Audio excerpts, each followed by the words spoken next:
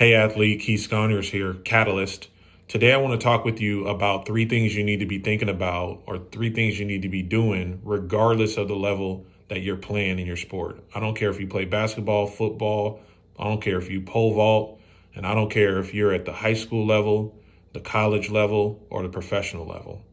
Obviously, I think that there is some differences as it relates to your vantage point, but these things are relevant regardless of the level that you're playing at currently. Now, I know if you're an athlete playing at any particular high level in any particular sport, you're busy. You're spending quite a bit of time in practice with your team if you're in a team sport. You're spending time in class if you're at the high school or the collegiate level.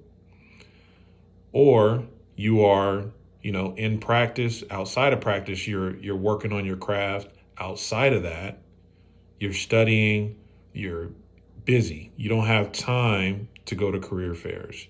You don't have time to go to networking events per se. You don't have time to do a lot of different extracurricular activities like having jobs and having internships and things of that nature. And so because of that, you find yourself really at a disadvantage when it's time for you to start looking for work, especially if you haven't thought about the industries that you want to participate in. So today I want to just give you a quick few things that you need to be thinking about so that when it comes time for you to stop playing or in the transition into that next phase of your life, you don't end up like I was, 17 jobs in 11 years. So the first thing that you need to be thinking about as it relates to your business model as an athlete, because you need to have a business model. And the reason why I say you need to have a business model, because you're participating in a business model. The NCAA is a business model. The education system is a business model. And when it comes time for you to be done playing sports, you're going to have to go interview with someone that has a business model, that has sat in boardrooms, that has sat in with executive coaches to structure how they're going to build a business. And so if you don't have a thinking process around having your own personal business model, then when it comes time for you to go and interview, then you will not have home court advantage. And as an athlete, you understand the difference between having home court advantage or not, right? And so one of the best things you can do, especially if you don't have home court advantage, this, is that you have to prepare. And so the first thing you need to do to prepare is you need to start building a network. You don't have time to go to networking events. I understand that. However, there is a such thing as boosters. There is a such thing as fans. There is a such thing as, professors and teachers. And if you're at the professional level, there's a different category for that, right? You have coaches that are working with you in a number of different a number of different areas. Obviously, you probably have financial advisors if you're a professional, or you probably have financial advisors that are wanting to talk to you, right? So building a network is one of the number one skills you're going to need to know how to do as an athlete. Number two is you need to build awareness within yourself, but also around you. What are the industries that you're interested in participating in right now as a athlete? You may not be able to work full time, but it doesn't mean that you can't be involved in those industries. You may not be able to go out and build a business while you're trying to build a sport, build your career in your athletic career, right? You may not have time, but you can build awareness personally. You can build awareness through relationships.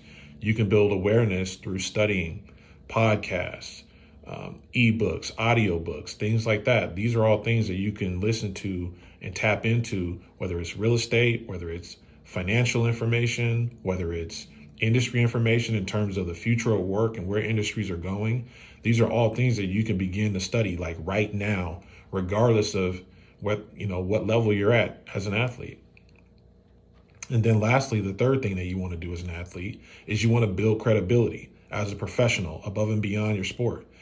I understand that it's about being more than the athlete, but being more than the athlete starts, I believe, prior to becoming an athlete. You've always been more than an athlete. And so it's yes, it's social justice, but yes, also It is also business. It is also understanding your business model. It is also understanding how do you carry yourself on campus. It's also who are you building relationships with on campus? Who are you building relationships within your professional organization to find out where those opportunities are that may align with you as an individual? So those are the three things that you need to think about as you think about your game plan or your business model as an athlete.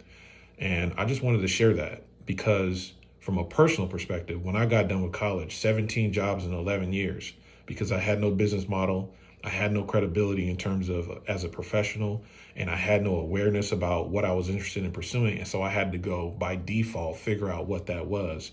And lastly, I did not have a professional network. I did not have people that I could lean on that could tell me how to tap into the things that I was interested in, because I had no idea what those were, and I had no idea who those people were that I should have been tapping into. So those are just a few quick tips. I'm going to go home. I've been at the office all day, and I just wanted to share that because I think, with the name, image, and likeness and all these things that are happening around the sport, I think that it's critical for us to raise our acumen and really begin to think about the things that are important so that we have a process for evaluating these opportunities as they come to us so we can maximize them and that we can have the home court advantage as athletes. My name is Keith Sconners with Catalyst. You have a good rest of your day. Take care.